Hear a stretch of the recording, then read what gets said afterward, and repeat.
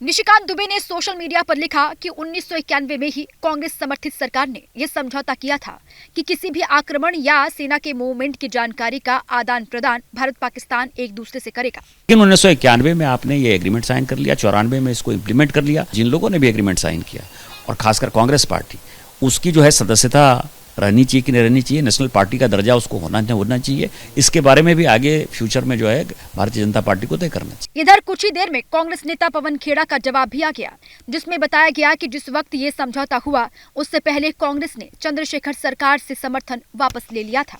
जयशंकर जी ने जब हमने वॉर टाइम सिचुएशन में जब हमारे ऊपर आतंकी हमला हुआ और हमने जवाबी कार्रवाई करी, उस चीज का जो जानकारी और सूचना थी वो पाकिस्तान को दी थी।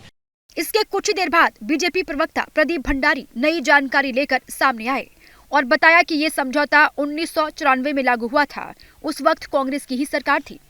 कुल मिलाकर इस बीच ये जरूर कहा जा सकता है कि बीजेपी ये मान रही है कि हमले से पहले पाकिस्तान को सूचना दे दी गई थी।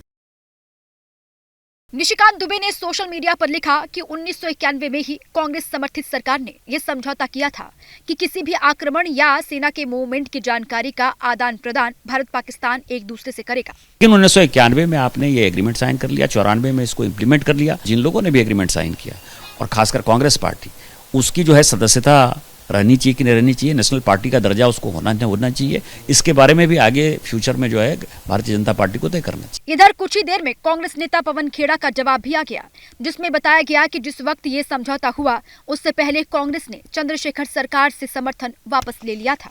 जयशंकर जी ने जब हमने वॉर टाइम सिचुएशन में जब हमारे ऊपर आतंकी हमला हुआ और हमने जवाबी कार्रवाई करी, उस चीज का जो जानकारी और सूचना थी वो पाकिस्तान को दी थी। इसके कुछ ही देर बाद बीजेपी प्रवक्ता प्रदीप भंडारी नई जानकारी लेकर सामने आए और बताया कि ये समझौता 1994 में लागू हुआ था। उस वक्त कांग्रेस की ही सरकार थी। कुल मिलाकर इस बीच ये जरूर कहा जा सकता है कि बीजेपी ये मान रही है कि हमले से पहले पाकिस्तान को सूचना दे दी गई थी। For exclusive and insightful videos, subscribe to our new channel ABP Live Premium.